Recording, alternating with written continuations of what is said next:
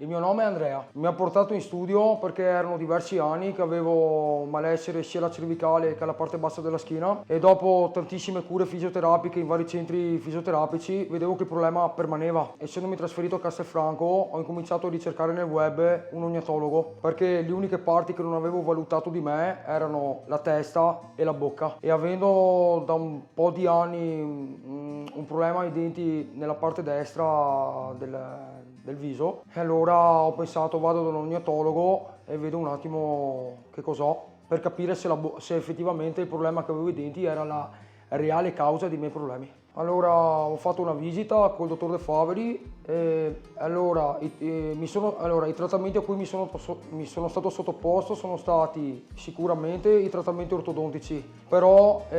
lo studio risulta anche essere all'avanguardia perché